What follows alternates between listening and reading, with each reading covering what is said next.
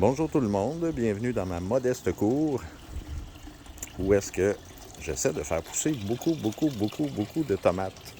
Donc hier, j'ai fait une publication par rapport à mon fameux rack à tomates qu'on peut voir ici, qui est en fait un rectangle de 4 par 8, où est-ce que je fais pousser normalement 14 plants de tomates. Mais là, il m'en reste encore de l'année passée un peu de produits transformés de la tomate. Donc j'ai décidé de couper 3 plants cette année pour essayer autre chose, c'est-à-dire des concombres. Je vais faire pousser des concombres le long des ficelles, la même technique que les tomates. Je vous en redonnerai des nouvelles de comment ça fonctionne, mais là, mes plants sont semés, pas encore sortis. Fait que, au fur et à mesure que ça évolue, je vais essayer de vous tenir au courant là-dessus, ceux qui s'intéressent. Maintenant, suite à ma publication d'hier, comme je vous disais, j'ai eu énormément de questions sur la méthode et sur les produits que j'utilisais. Donc, comme vous pouvez voir, j'utilise des crochets à tomates. Donc, Tomato Hooks, c'est comme ça qu'on les appelle sur Amazon pour ceux qui veulent les retrouver. Il y a différentes qualités. Je vous dirais de les magasiner puis de regarder beaucoup les commentaires. C'est de la corde de nylon qui vient avec ceux-ci. Très résistante. Moi, l'année passée, mes plants, là, ils ont atteint le maximum. Même, j'ai coupé les têtes là, parce qu'ils dépassaient. Donc, j'estime que certains plants, là, la structure fait 8 pieds de haut. J'estime que certains plants ont atteint 10, voire peut-être même 11 pieds de haut, pour un poids total de plus de 100 livres chacun.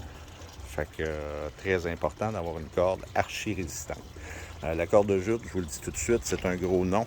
La corde de jute va se casser assez facilement avec les rayons UV puis tout ça, les intempéries. Là, elle a fini par se dessécher puis casser facilement, donc c'est vraiment pas une bonne idée. Ensuite, j'utilise aussi les petits crochets, les clips à tomates, excusez. Les clips à tomates, dans le fond, là, ce que ça vient faire, là, vous voyez, ça se pogne après la corde, la ficelle. La ficelle, elle tombe comme dans le joint de la clip. Je vais essayer de le défaire ici là, pour vous montrer. À une main, ça va pas très bien. OK, je l'ai. Fait que vous voyez, là, quand elle rouvre, là, c'est comme la penture de la clip. Je vais vous les montrer un peu mieux comme ça. Fait que dans la penture de la clip, c'est là qu'on vient insérer la corde. Puis ensuite, on rentre le plant tout simplement. On va entendre le petit clic. Et voilà. Fait que j'ai tout fait ça d'une main. Là. Fait que ça vous dit qu'à deux mains, c'est encore plus simple. Fait que ça se travaille super bien. Puis ce que ça permet, vous voyez la grosseur de l'anneau, là, ça permet à votre tige de continuer à grossir sans être encombré, sans être serré. Fait que la tige, elle a libre cours à son développement. Puis, vu que la corde est coincée dans la petite penture, ben ça ne cherche pas à bouger de haut en bas. Fait que vous pouvez quand même là, lever vos cordes, puis bien accoter les branches en dessous là, qui vont venir supporter le plant. Puis ça, on en ajoute au fur et à mesure que le plant grandit. Ça, c'est des clips. Là, vu que mes plants sont très petits encore cette année, j'utilise des clips que j'avais utilisés l'an passé. Donc, même s'ils sont un peu déformés, un peu lousses, c'est pas grave. Ils n'ont pas encore énormément de poids à supporter. Puis aussi, si vous utilisez ces clips-là, ça va protéger vos plants contre les dommages causés par le vent. Souvent, on a tendance à enrouler les plants autour des ficelles. Les ficelles vont venir qu'à blesser la tige à force de se déplacer avec le vent. Même des fois, vont casser les plants. Fait que c'est toujours plate quand on arrive dans le jardin après une journée de grand vent et que nos plants sont tous cassés en deux. Il y a de quoi pleurer avec tous les efforts qu'on fait. Fait que moi, je vous dis, là, pour c'est 15$ pour à peu près 200, voire même, j'ai vu des deals jusqu'à 300 clips là, pour 20$. Là, fait que ça vaut vraiment l'investissement. Puis, ça protège votre plant, ça l'aide à grandir en bonne santé. Puis, ça retient super bien.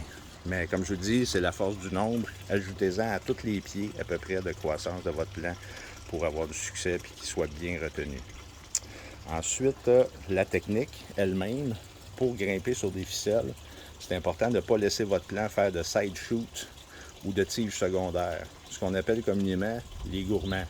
Il faut contrôler ça absolument parce qu'on ne veut pas que le plant se mette à prendre 4 pieds de largeur On veut qu'ils grandissent sur une même tige. Fait que ce qu'on fait, c'est qu'on vient... Je vais essayer d'en trouver une, là. Je les enlève pas mal toujours au fur et à mesure. Puis les plants sont assez petits, fait qu'il n'y en a pas beaucoup. Mais je pense que j'en ai une juste ici. Mais c'est encore embryonnaire. Vous voyez, là, juste ici, là, dans le joint de la branche, là, il y a une petite tige qui cherche à pousser. Bien, c'est ça ici qu'il faut contrôler. À tous les emplacements où il y a une tige de feuille, il y a la chance qu'une tige secondaire se forme et pousse en diagonale vraiment au 45 ici. Donc c'est important, ces tiges-là, à tous les jours, parce que ça pousse très vite pendant l'été. À tous les jours, vous passez dans le jardin, vous faites le tour de tous vos plants, puis vous enlevez toutes ces petites excroissances-là.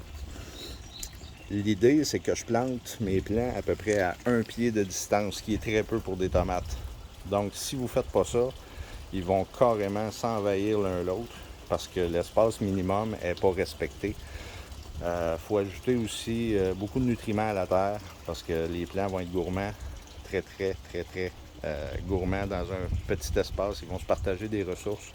Donc c'est important de bien amender votre sol, puis aussi retirer les gourmands tout le temps, contrôler la croissance sur une tige principale. Si vous ne faites pas ça, votre plant va chercher à s'élargir et à s'étendre partout au lieu de grimper en hauteur. Puis c'est ce qu'on veut. On veut sauver de l'espace, on veut qu'ils grimpent en hauteur. Fait qu'on contrôle tous les petits gourmands, les side fruits, les pousses secondaires. En même temps, si vous voulez qu'ils prennent de la force, qu'ils grandissent bien, au début de la saison, là, je vous dirais quasiment tout le mois de juin, enlevez toutes les pousses de fleurs. C'est important de ne pas laisser votre plant fleurir trop tôt parce qu'il va dépenser de l'énergie à essayer de produire des fruits. Fait que du moment que vous voyez une petite tige de grappe de fleurs qui apparaît, on l'enlève. Ça va permettre à votre plant de concentrer son énergie, à grossir, puis à devenir un beau grand plant. Puis il va vous remercier plus tard parce que 669 tomates de mes 14 plants l'année dernière, c'est quand même assez exceptionnel. Je vais essayer de faire mieux cette année. Je me fais un petit défi. C'est pas gagné. Ça va être difficile à battre. Mais on travaille fort pour que ça se produise. Puis on prend des trucs aussi d'année en année. Fait que si jamais vous avez des questions, en bas du vidéo, posez-moi toutes vos questions. Je vais essayer d'y répondre. J'espère que la vidéo vous a plu. Puis on se reparle. Merci beaucoup. Bye bye.